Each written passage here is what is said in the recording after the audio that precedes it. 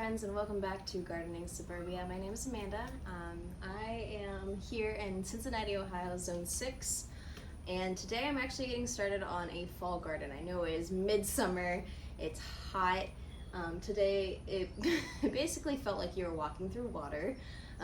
We have really high heat and it is so humid. Honestly, I think it's about to rain. So I'm gonna move my party inside the garage real fast so that my seeds and everything don't get wet.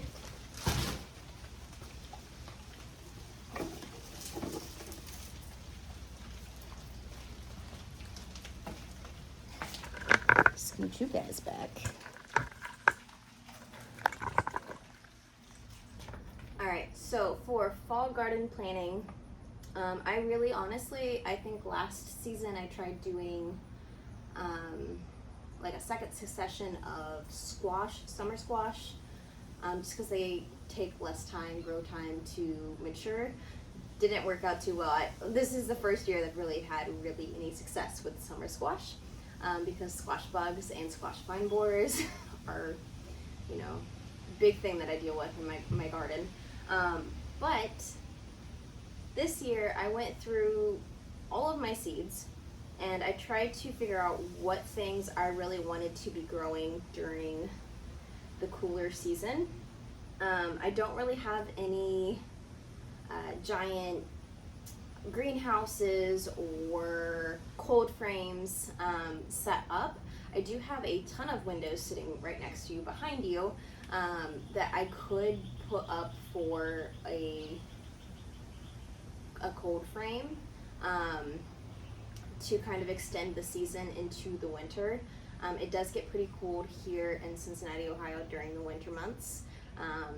Low 10s, sometimes negative if it's really feeling shicey. There's not much that really I can grow through the winter, at least not that I've experienced yet. And so I went through all of the seeds. I made a list of all of the beautiful things that I can grow.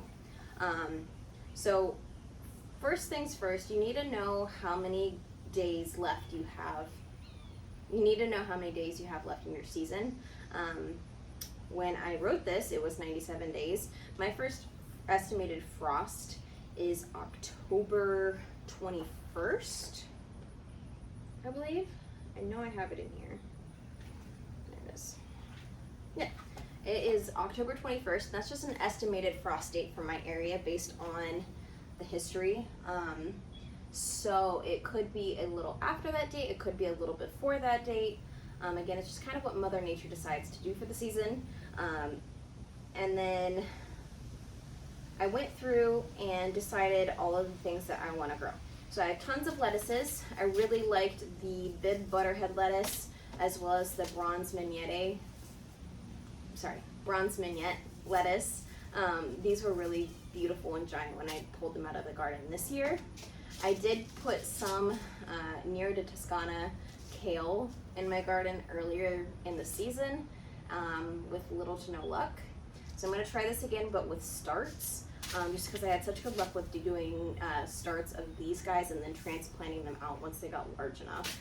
I also picked up a dwarf blue curled kale from Home Depot, because there were a few things that I still wanted and I wasn't quite ready to commit to a large order, because I know if I order off of like My Gardener or Baker Creek or Botanical Interest that I would want to be doing a large order. I know that a lot of those companies are doing sales just because they're trying to get rid of inventory, because seed packets, if you don't know, have a best buy date on them or best sell by date on them.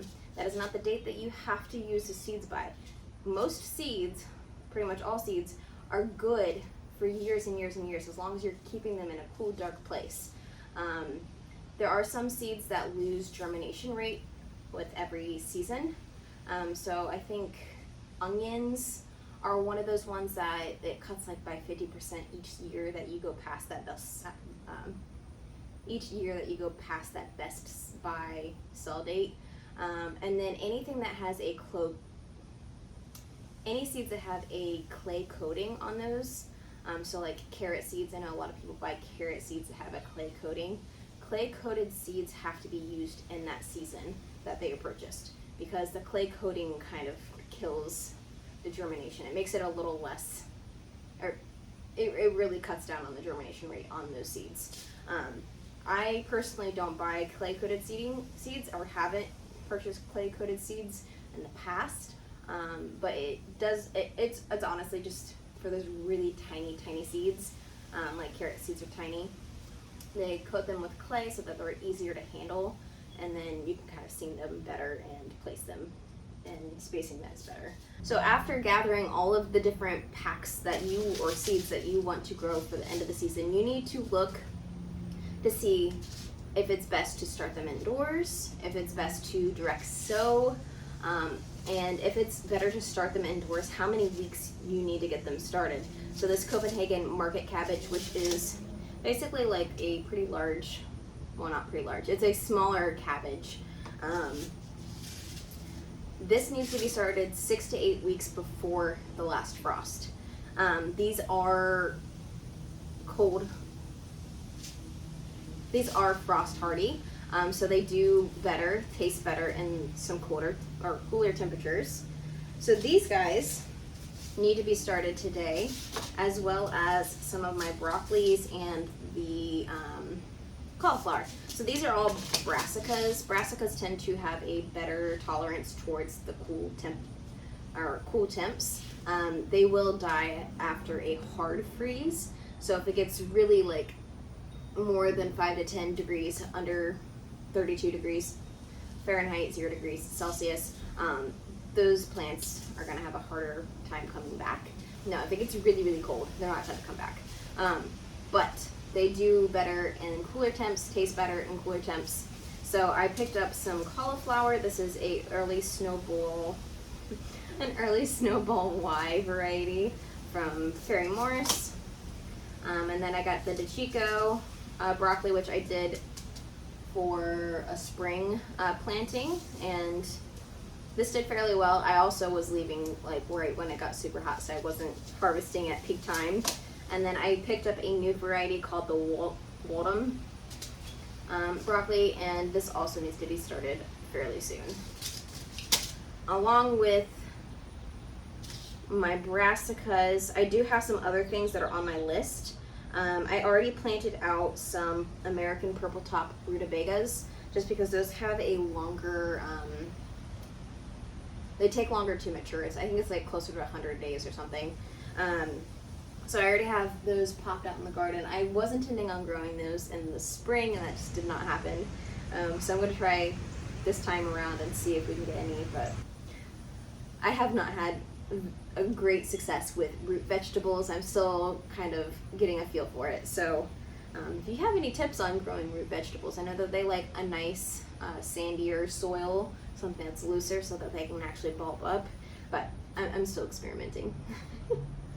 And then some of the other things on my list are red beard bunching onions, bull's blood beets, and turnips, purple top white globe turnips.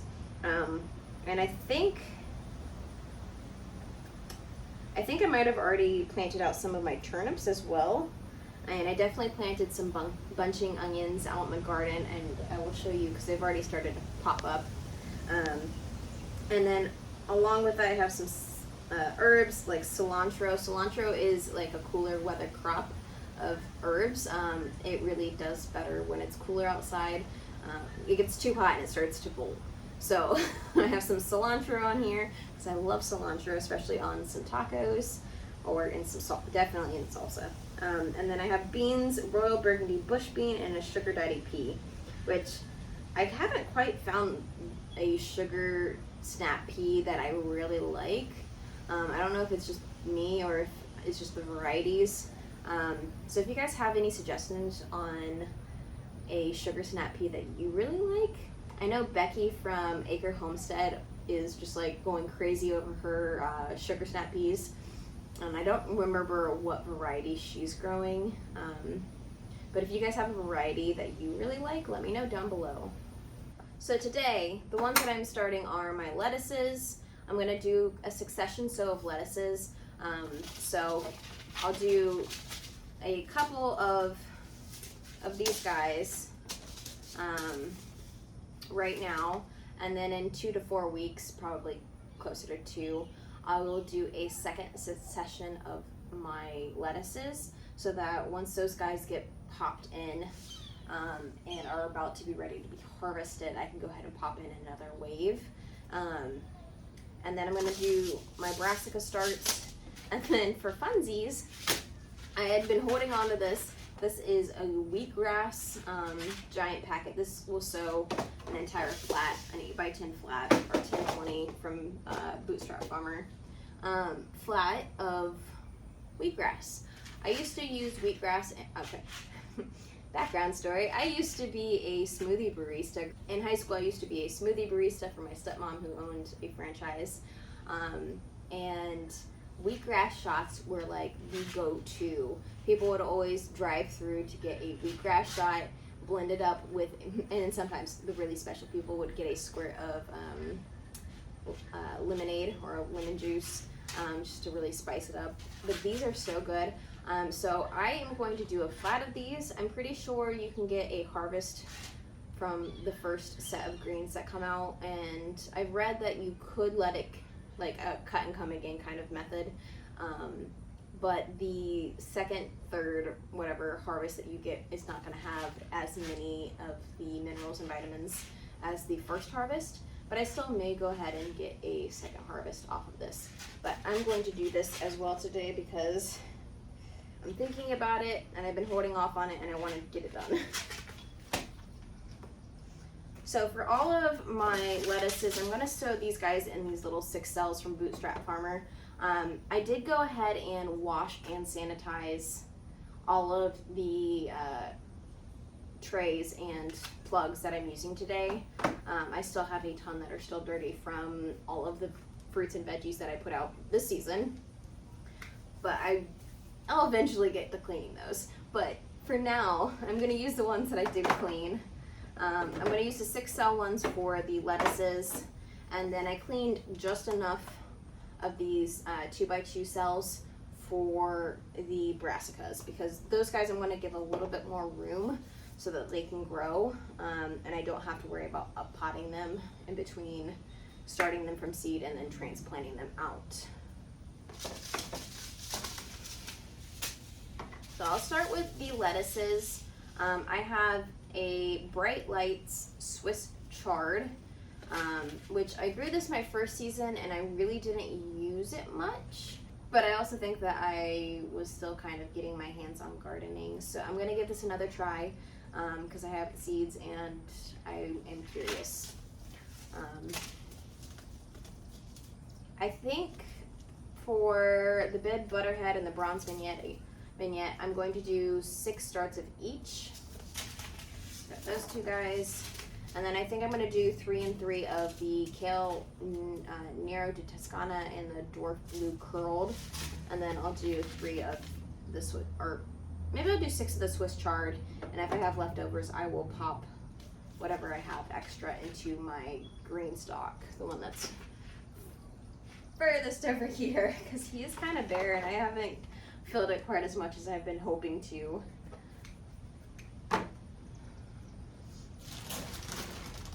So if I had unlimited resources, I would buy the best quality soil, organic. I would do all the research and whatnot, but I am not unlimited with resources. So I just bought some Miracle-Gro potting mix. This is going to be perfect for the starts. Honestly, whatever kind of soil you have is going to be perfectly fine. Most people would recommend not using soil from your garden, but I kind of like to question everything, so it's very possible that would, I mean, I don't know why that wouldn't work when you pop things out inside anyway. I think most people don't want you to bring it inside because it can hold so many different bugs, like eggs and stuff. Funguses and molds that could like leach into your houseplants. Maybe that's why people say not to use that. But I don't know. So I'm just gonna fill these guys up with soil. I don't know if I said this, but you want to see how many days you have left in your grow season and to know when your estimated last or first frost is, so that you can go ahead and plan to see what you have time to grow. Some of these things need to be started inside, so that they don't go to seed with all of the hot weather. And some things you can direct sow outside. I'm just gonna go ahead and fill up my 2-inch pots while we're doing this.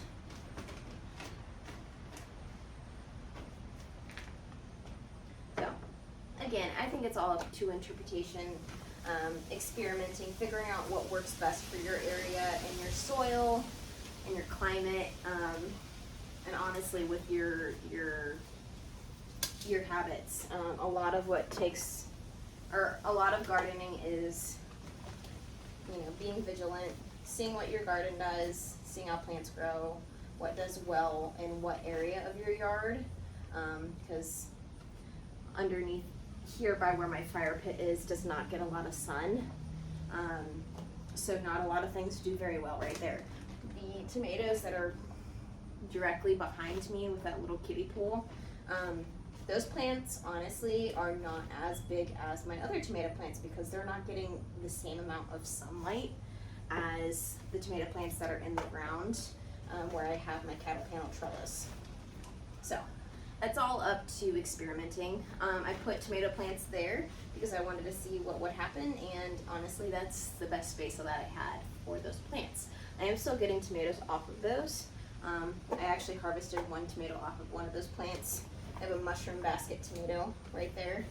I harvested it because my deer friend, which I found out today or yesterday, was a deer that chomped on my tomatoes. It stepped through all of the plant pots that I have there. You can see its little hoof prints, to get a bite of one of those tomatoes, of my mushroom basket tomato. So the tomato was partially green, so it wasn't ready to harvest, but the deer took a bite out of it, and left that bite on the ground. Tomato ripened up some. I just picked it a few minutes ago, and I cut off the bit that was bad, or that the deer had munched on, and put the other good part into my freezer for tomato sauce. But those tomato plants are still giving me tomatoes, whether or not they are perfect or huge or whatever. Doesn't really matter because I'm excited to have tomato plants nonetheless. Oh, but my neighbor came out and she told me, I had my dog out, and she's like, yeah, so I saw the deer munching on all your tomato plants. I just wanted to let you know. And of course the deer was back in her backyard, just moseying about.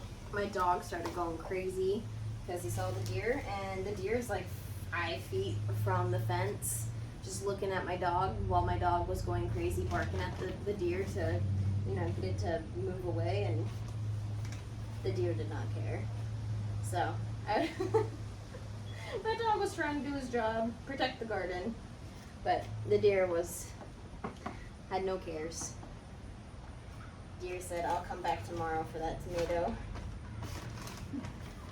Alright. I had to grab my tags so I could label things, because that is important.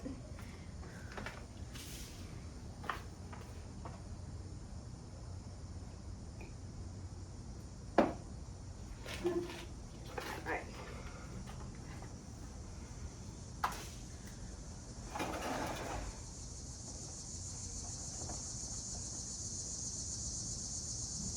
We are going to start with the Bright Lights Swiss chard. Pop that in there. I'm just going to make all my labels. I've got kale, dwarf blue, kale, Nero di Toscana,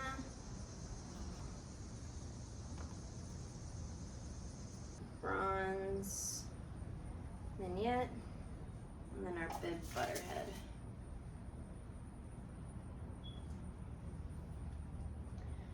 And over here,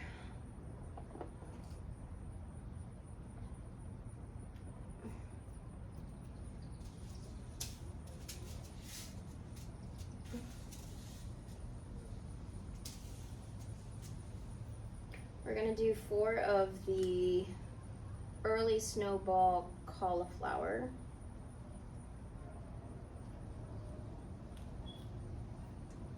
3 of the Copenhagen market cabbage.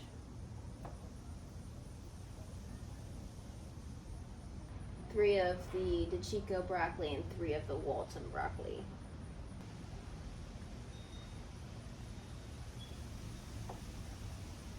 So for all of the lettuces, I am just going to start with little holes. Just pre-make all of the holes. And since I went ahead and pre-moistened all the soil, I don't have to worry about those tiny little seeds disappearing to the bottom of the tray. Get that piece of bark out.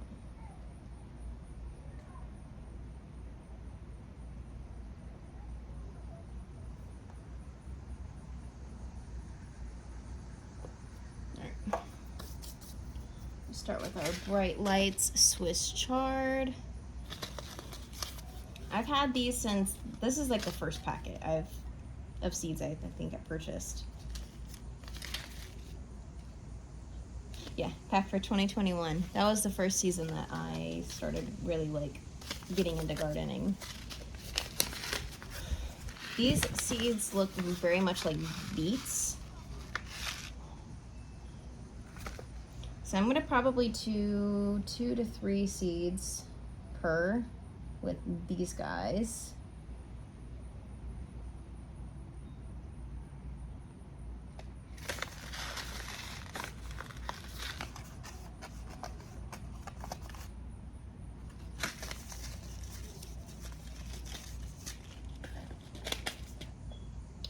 Next, I will start with kale. We've got the dwarf blue. This one's only supposed to be 6 to 8 inches tall. Is that what that means? Some seed packets have so much information on them, and some just are lacking. I know it's hard to fit everything there could possibly be needed on a seed packet.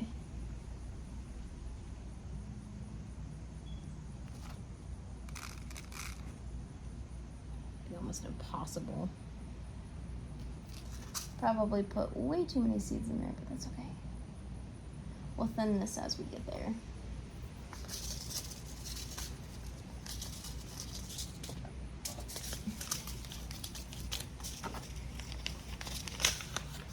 Next we'll do the kale Nero di Toscana.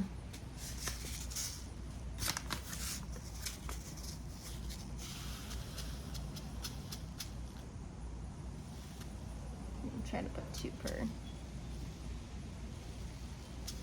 Woo! Said try, didn't do it. Okay,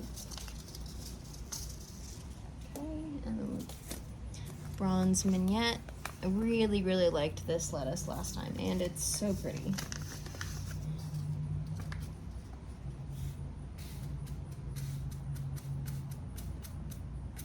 Again, 2 to 3 seeds per.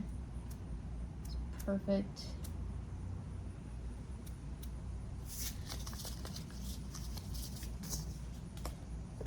And then the Bib Butterhead lettuce. I also really liked this one.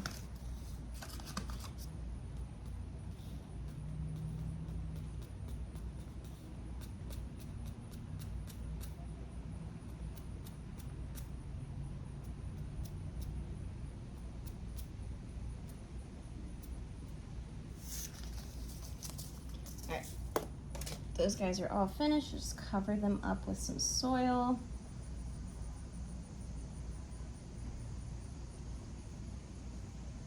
Take out any giant chunks of stuff.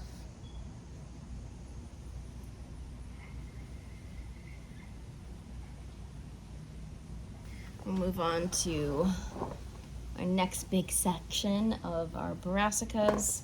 And I'll start with this side. Got the xoxo broccoli.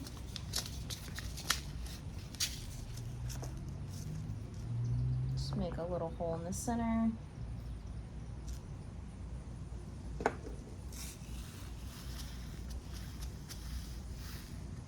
Just put 2 to 3 seeds if I can help myself.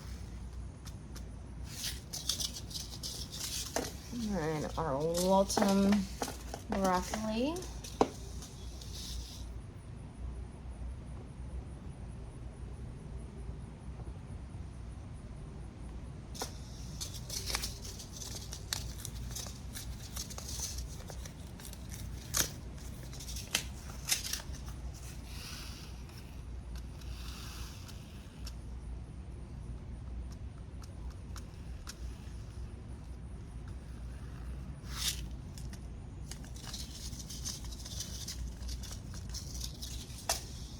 Move on to our Copenhagen market cabbage.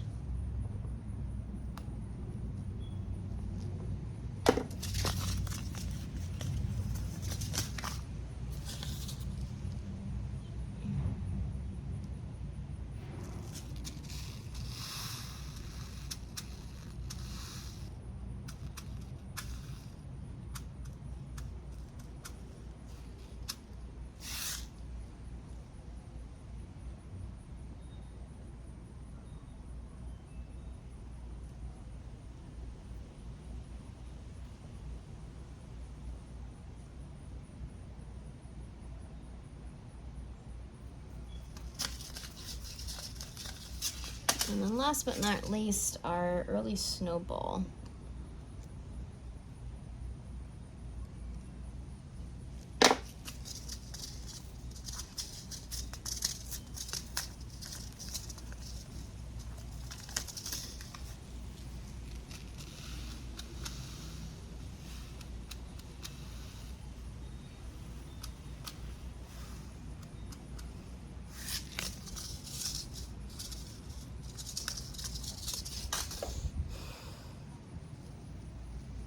And just cover all those bad boys up. And that is our fall crops all started and ready. In about 6 to 8 weeks, we will make sure that these guys, well, not the lettuces, all of the brassicas will be put out in 6 to 8 weeks. And then lettuces, once we have about, I'm gonna wait until the temperatures are just a little bit cooler to set those guys out. Just because in this kind of heat, those lettuces will bolt so fast. So I may hold off on putting those guys out, and I may end up having to just restart those starts, simply because if it's still too hot, it just won't go well for the lettuce. I almost forgot, once again, I need to get my wheatgrass started. So I'm gonna put these guys in an area, probably, I will find somewhere safe to put these guys either outside with some chicken wire over them, or I may take them inside and put them under a grow light. I think having them outside is going to get them to germinate faster. But I know that the squirrels in my backyard tend to dig things up if I don't protect them well enough. So I may bring them inside. I'm not quite sure what I'm going to do just yet. But let's get set up to do this wheatgrass. For the wheatgrass, I am just going to use my 1020 tray from Bootstrap Farmer. I'm going to put like 1 inch to 1/2 inch of soil down here, just in this tray. I know that they actually do sell like microgreen trays that have holes that you put in on top of this tray, so that you can still bottom water. I'm just going to do it in this tray because this is what I have. So let's put some soil in this. Again, I'm just using the Miracle Grow. I think you can also just put seeds in the tray and just water them. I'm gonna use soil just because I intend to try to get a second harvest out of this. I think having some kind of nutrients for those to like regrow would be good. I don't know if that's something that actually works well, but I'm gonna try it. This is my first time growing wheatgrass. I've done cat grass. My cats really did enjoy that, but I've never done wheatgrass.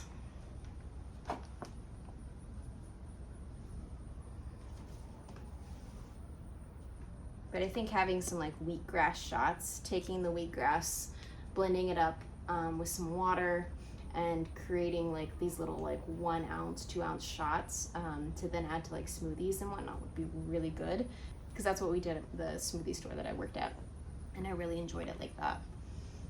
All right, so I got a nice little layer of soil. Grab my watering can. Just give this a good dose of water.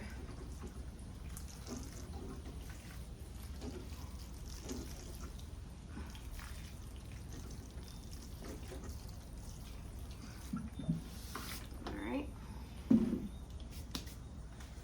And this pack is a 50-gram pack of wheatgrass, and it says it sows 80 square inches or a 8x10 flat.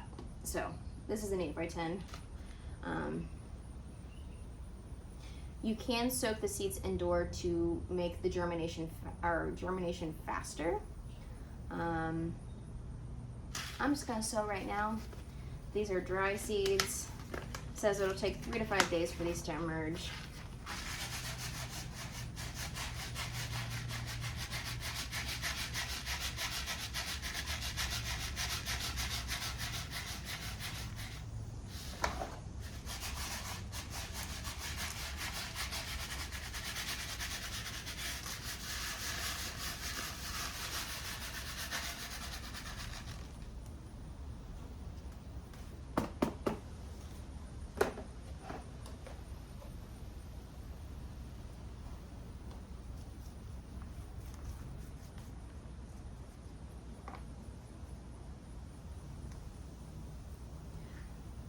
And I think that's all I'm gonna do.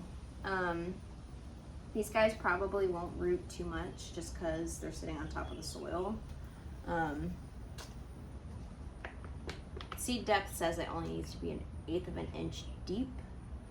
So I guess I could, this is what I'm gonna dust these guys with some more soil.